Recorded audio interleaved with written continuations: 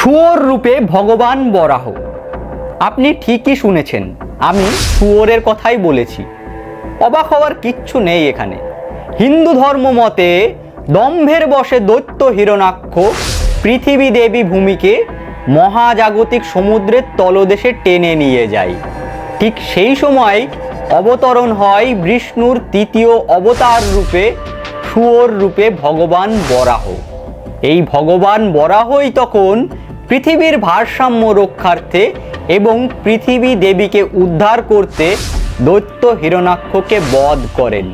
তারপর থেকেই শুয়োর রূপে ভগবান বরাহ হিসাবে তাকে পূজিত করা হয়, অর্থাৎ বিষ্ণুর তৃতীয় অবতার শুয়োর রূপে ভগবান বরাহ। আমি জানি অনেকের মনেই হয়তো এই শুয়োর বিষয়টা নিয়ে প্রশ্ন ঘুরছে।